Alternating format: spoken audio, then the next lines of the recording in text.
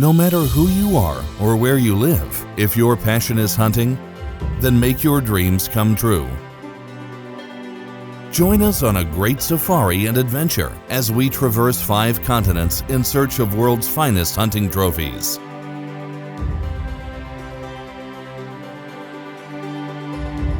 Join the best professional hunters in the world in search for the best trophy animals. You will experience unforgettable hunting adventures and international cultures that few people on Earth get to know. Share the thrill of the ultimate challenge to promote the sustained use of world's greatest renewable resources, wildlife conservation, and fair chase hunting. Feel the excitement, share the passion, join the experience of the ultimate adventure that this world has to offer. Let safari season take you there.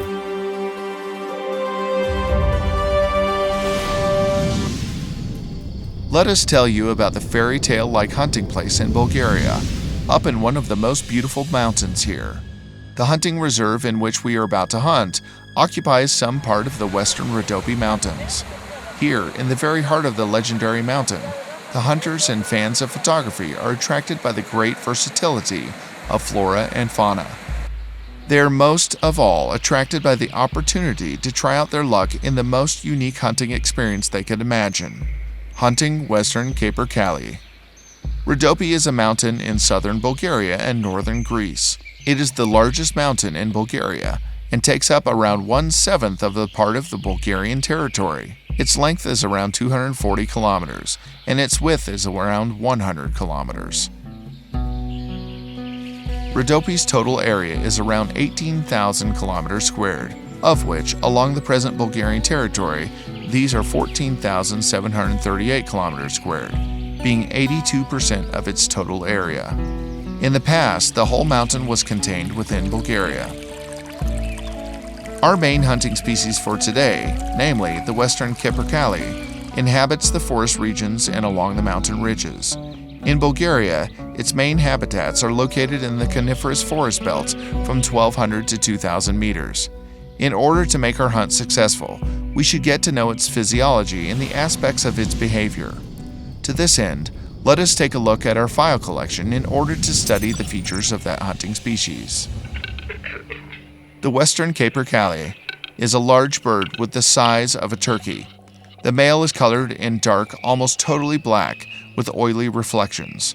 The bird has a light beak and red leather protrusions above the eyes. It has white at the wing's base. The female is colorful, of masking color, and is much smaller than the male ones.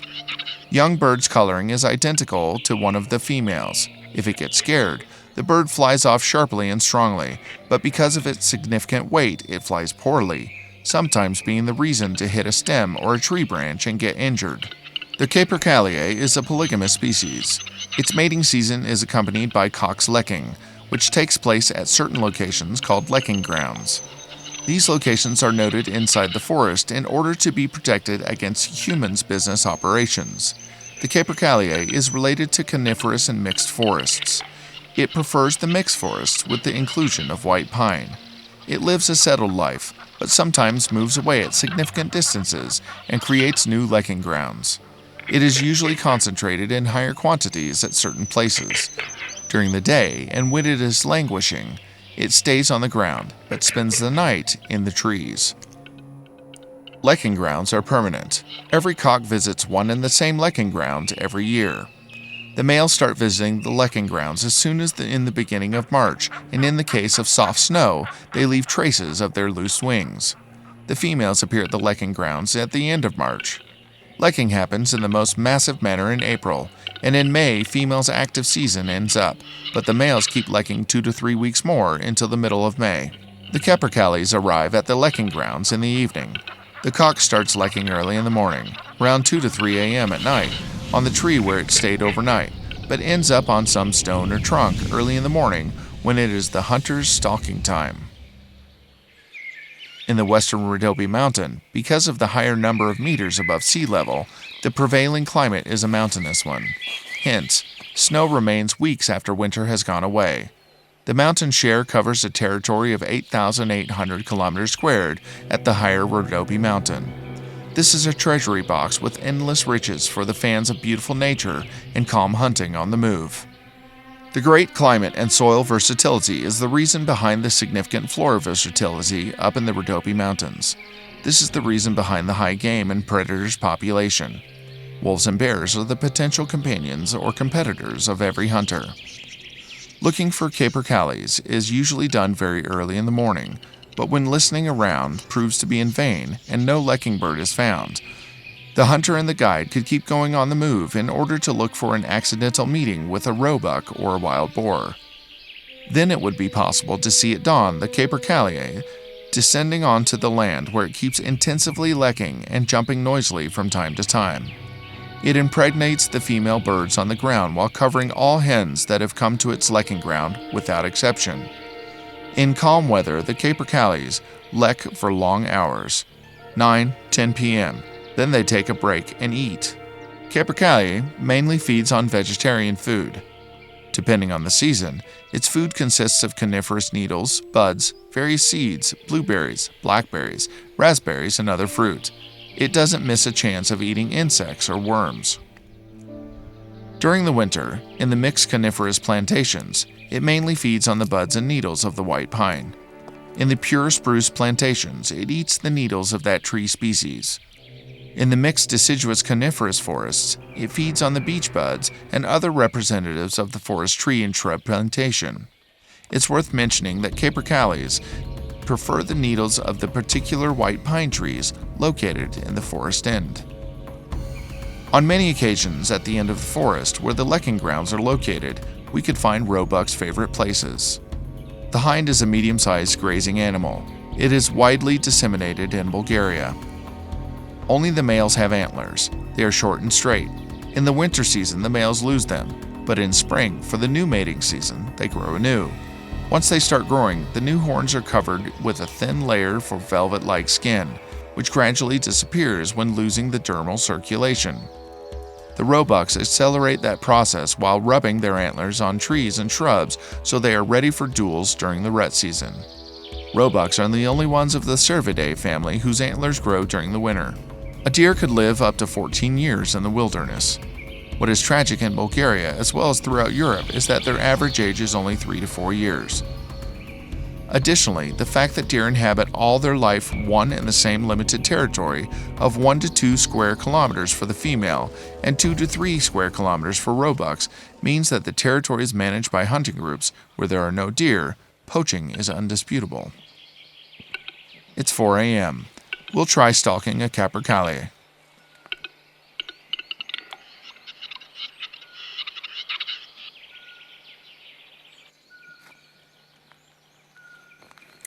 The hunting guide would try seeing its silhouette in the sky that begins to lighten up. The cock spends the night in the middle of the tree crown, but at dawn it climbs the highest part or descends to the earth. While lekking, it stretches its neck with an open beak and protruding throat, released wings, and a scattered tail. This is its usual pose. Lekking is accompanied by stepping from one foot to the other and making many specific sounds. After each tree shaking, the hunter should move ahead in order to make it to a location that is convenient for shooting.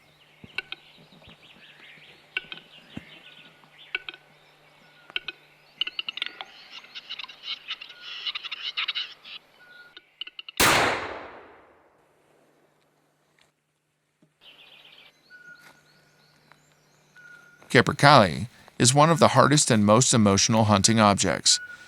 Because of its low numbers, it was entered into the Bulgarian Red Book as an endangered species and is under limited hunting regime. The hunting licenses could be counted on the fingers of one hand. If it gets fully prohibited, the attention of the forestry workers and the hunters that protect each lekking ground of theirs would be lost. Thanks to the active events for marking the lekking grounds, the uncontrolled logging was stopped in its habitats. The special hunting permits are only for the male capercaillies. Adult birds are being shot down at lekking grounds, where at least 5 capercaillies are singing. The bird's number for shooting down is based on the stalks and their gender ratio, and the female birds are forbidden for hunting in Bulgaria ever since 1926. The annual capercaillie shot down in our country is very small, yet it has been stable for decades, while in some northern countries like Sweden, Norway, and Finland, the annual shooting of the subspecies wood grouse, some 30 to 40 years ago, went up to 30 to 100,000 birds, and at present it's only around 10 to 15,000.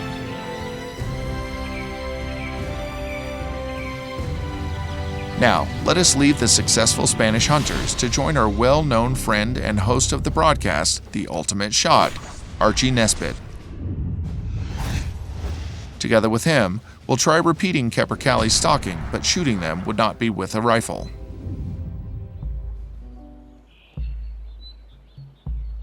In order to get accustomed and used to their surroundings, we will take our guest for goat hunting. His world record of Balkan goat got beaten 2 years ago in Kormišoš by Gary Bogner because of our fault, and we wanted to give him a chance to get back the first place. The hunting territory where we are about to hunt is quite far away from the usual routes of the professional hunters specialized in hunting goats.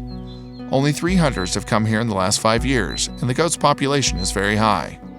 The big and golden trophies are also quite usual. We will keep the appellation and location to ourselves, not to lure poachers.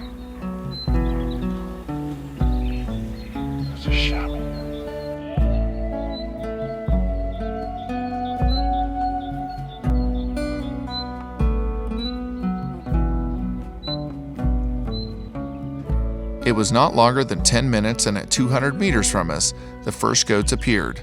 The animals were calm and grazing without having a clue as to our presence. We'll wait to see whether they would approach us. 2 deer joined the goats in the meadow. They're not more than 50 meters from us, and we're worried that if the wind gets whirled, they could sense us.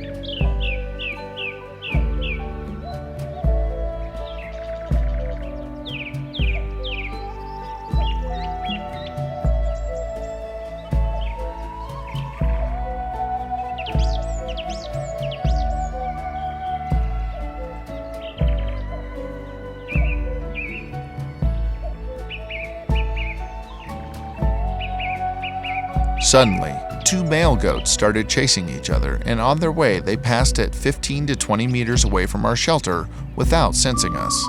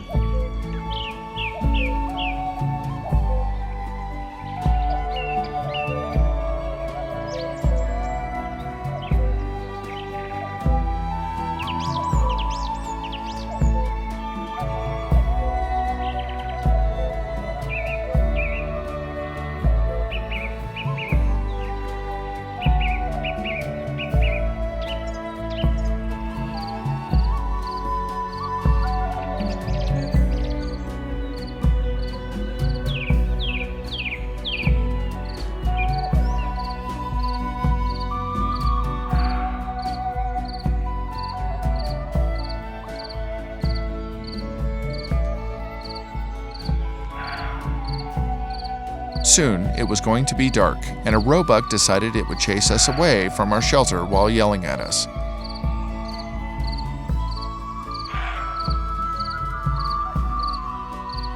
Obviously, no animal paid significant attention to its worried cries.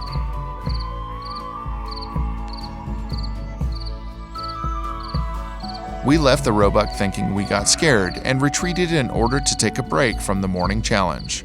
Capercaillie bow hunting. Nobody had ever tried that so far, and should Archie succeed, he would have been the first with a registered trophy acquired by a bow. This would not scare it away. Nosko, our hunting guide, was looking at the red lamp of my infrared camera for night shooting. From then on, we were about to proceed in total darkness, and without making a sound. We were sticking with Nosko, stretching a hand towards the silhouette in front of us, while expecting at any time to fall in some hole or get stuck in a trunk. But Nosko knew the way to the lekking grounds by heart, and was leading us literally with eyes closed. In the Capercaillie's song, we could distinguish two phrases, knocking and shaking. Initially, it was making sounds that resembled knocking. Knocking gradually became more frequent and ended up with stronger sound called pukane. After pukane, the Capercaillie starts making sounds that resemble the ones produced by a sharpening scythe or shaking trees.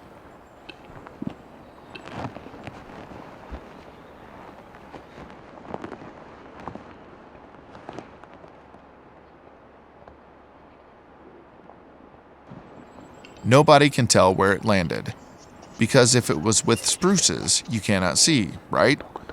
And if it's on a white pine, scarce, it would be immediately obvious. Archie was trying to find his way in the unknown environment. Every silhouette in the complete darkness looks like a chicken.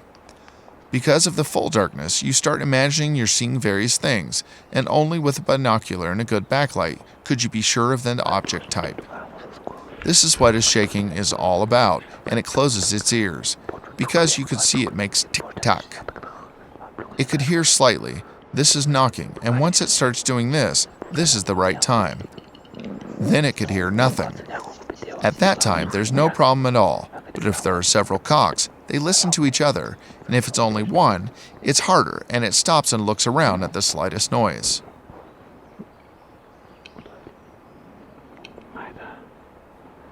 Are you ready?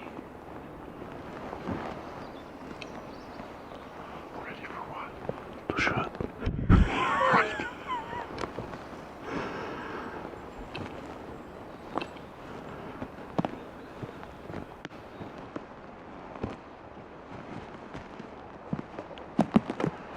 Be careful.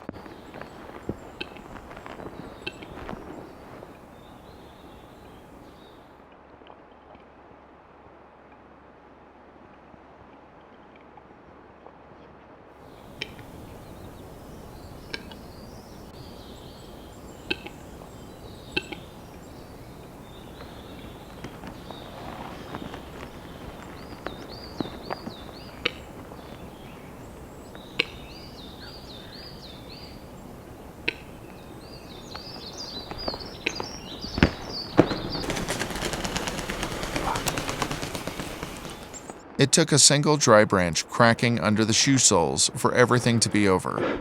We were almost under its tree, as it proved, after the large bird flew up with a noisy cry and left us alone again in the thick darkness. Nevertheless, the Capercaillie song was very quiet and short. Usually it could be heard at 200 to 300 meters and lasts for 5 to 6 seconds. During that period, the hunter and the hunting guide should be capable of moving amidst branches and shrubs under the trees without making too much noise, in order to approach to several meters off the tree where the cock was supposed to be. Up there. Yeah.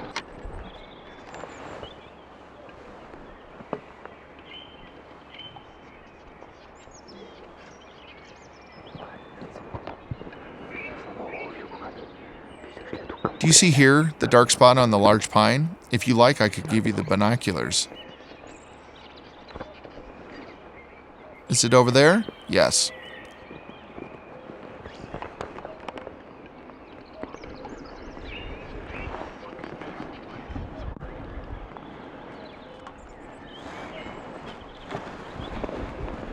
At the most unsuitable time, the backlight's battery of Archie's aim gave up. The hunter had to replace it in complete darkness and without making too much noise, because we were right beneath the tree where the Capercaillie was located.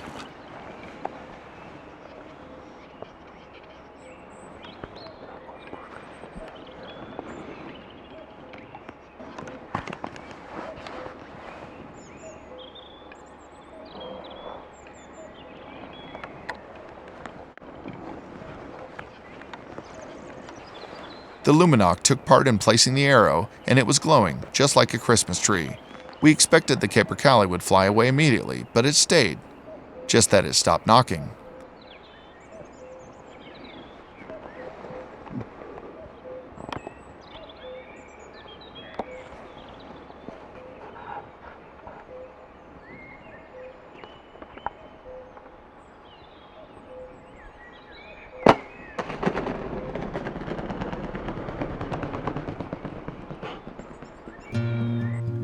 The shot seemed accurate, but it didn't take the bird down like we expected.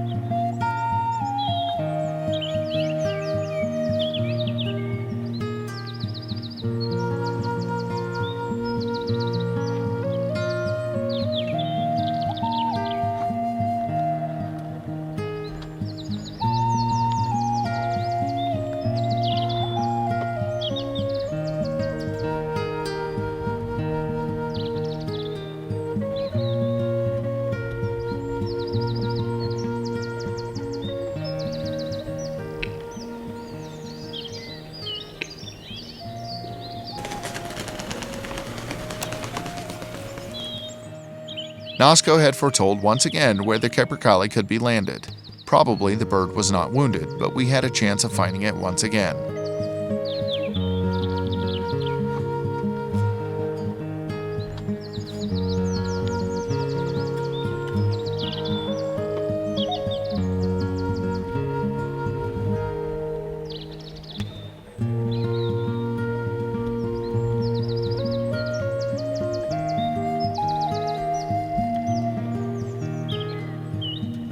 Unhappy with our failure, we sat down to enjoy the sunrise and the bird choir in the forest.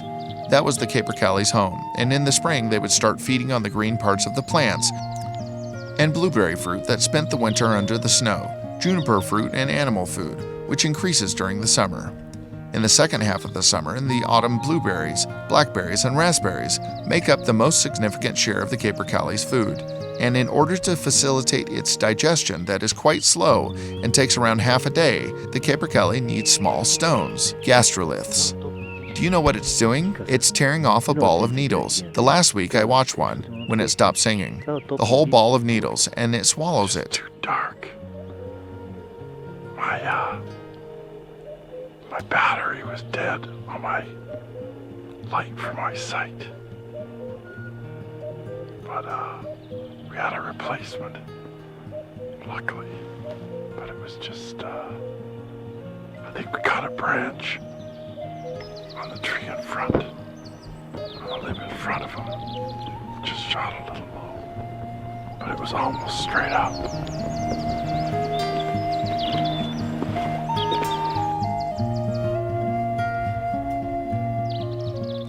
The animals in the forest start moving, and probably we would succeed in getting a roebuck at least.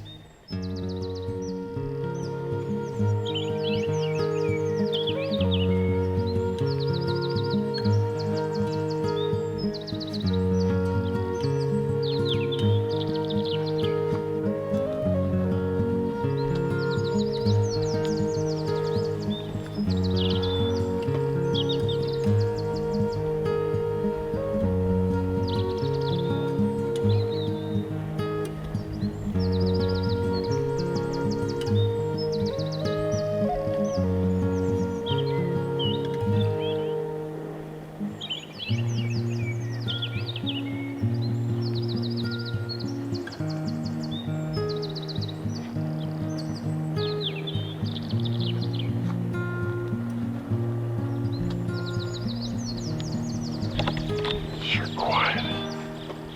Very quiet morning.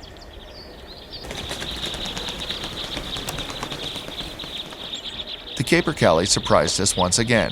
We were about to find it with the help of daylight.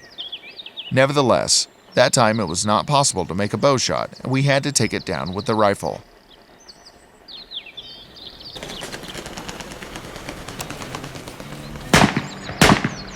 The fact that Archie couldn't take a Capercaillie down with his bow gave some other fervent colleagues in arms with the opportunity to succeed where that great hunter had failed. We are looking forward to the fans of that hunt in order to shoot them and show them to our friends and spectators so they know that the Capercaillie bow hunting is possible. Until then, we will protect the forest with the lecking grounds against the axes and saws of the loggers.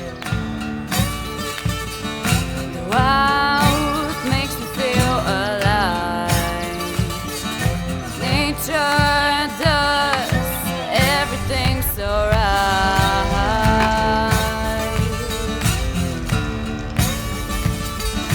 Birds singing loudly for free, and trees clap their hands mysteriously.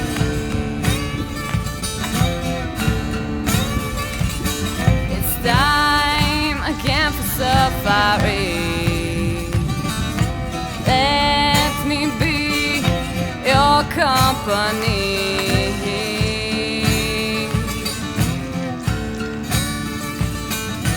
Feel the excitement, feel the danger, share